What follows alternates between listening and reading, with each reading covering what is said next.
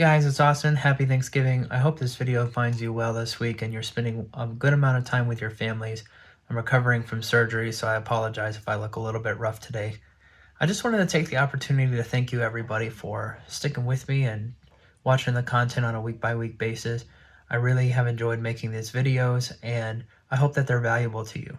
If there's something that you would like me to discuss specifically in a video, please feel free to leave a comment. I'm looking for new video ideas all the time and looking to take my channel to the next level. Thanks for sticking with us, and I look forward to talking with you soon. Hey guys, good morning. It's Austin. I'm here at one church. It's pretty early in the morning. We're about to start Sunday services. I just wanted to talk about a few things that I think are important whenever you're preparing for a Sunday.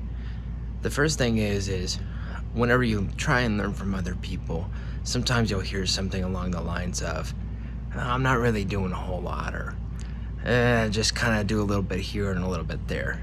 And that really bothers me because you're not really getting the whole picture and the whole story. So if you look over on this shoulder, we have a new piece of equipment here that allows us to see the sonic spectrum. And I'm gonna do a deep dive video on this for everybody to really kind of dive into it and understand it. But there's a lot of things that need to happen in order for you to be successful behind the desk.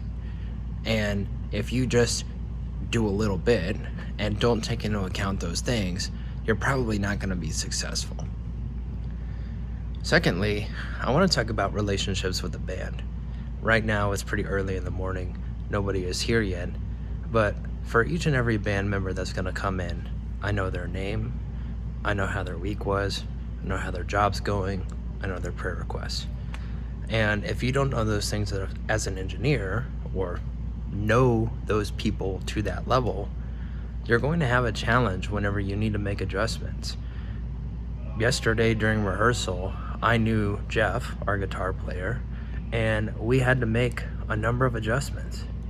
I knew our bass guitarist, brand new this weekend. We had to make a bunch of adjustments to the tone. And all of those things need to be taken into account whenever you go and approach somebody and have a conversation with them.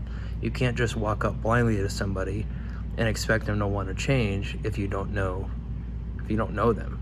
Ultimately, if you don't have the trust of the band and you don't have the trust of the team, you're not going to be very successful as a mixer.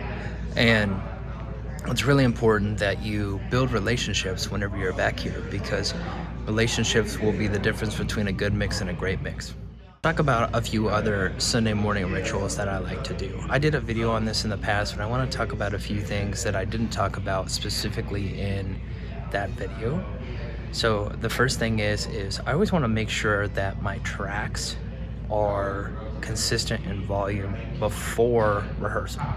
And the reason for that is that most studio recorded tracks, or tracks that you would get from a place like multitracks.com, are inconsistent in volume, and therefore you're going to not really understand how much volume is coming to you for each song, which means you're going to be adjusting a lot of track volume, fighting with your tracks, and so on, and they will become more of a nuisance than being actually helpful. The second thing is making sure that you have your show file up to date before rehearsal starts. For larger churches or larger operations, you don't really have time to jack with your show file or move things around in the middle of rehearsal. That's not the time to do that. You need to be prepared and do that on the front side. And finally, I always try to make sure that I have a good set of headphones so that I can solo things in place. Here at one church, we use MDR 7506 Sony headphones. These are nice because they can get very loud. The challenge with these headphones is that they don't isolate the PA very well. Finally, I want to talk about preparation. At any given weekend, we do, at least at this church, a very wide range of music. And preparation is one of the most essential things to be successful behind the desk, but also in life.